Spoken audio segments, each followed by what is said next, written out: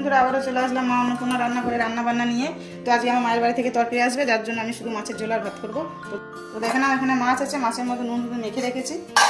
আর এখানে কেটে রেখেছি আলু, আর এই যে টমেটো আর পেঁয়াজ বেটে রেখেছি, আর এখানে আদা রসুন বাটা আছে। তো চলো রান্নাটা বসে।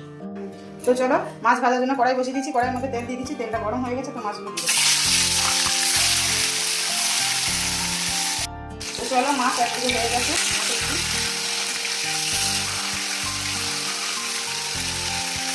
আমার মাছ ভাজা হয়ে গেছে, মাছটা তুলে নেবো।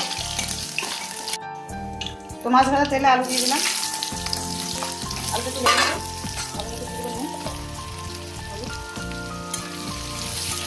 হয়ে গেছে, আলুটা তুলে নেবো। আলু ভাজা তেলে দিয়ে দেবো ফোড়নের জন্য গোটা জিরে,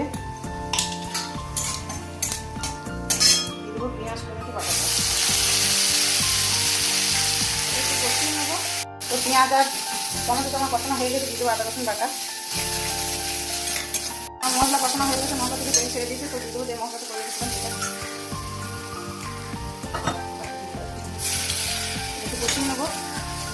মশলা কষানো হয়ে গেছে, দিয়ে দেবো ভেজে রাখা আলু, আলু দিয়ে একটু কষিয়ে নেবো। তো আমার কষানো হয়ে গেছে, দিয়ে দেবো জল, ঢাকা দিয়ে দেবো, ফুটে মাছটা দেবো। তোমার ঝোল ফুটে গেছে, দিয়ে দেবো মাছ,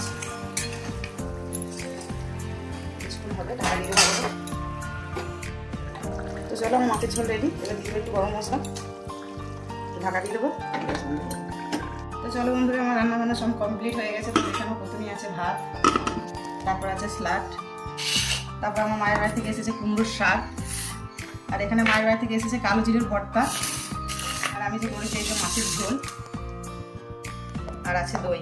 তো এই হচ্ছে আমার আজকে রান্না বান্না। তো চলো, আবার দেখা হচ্ছে।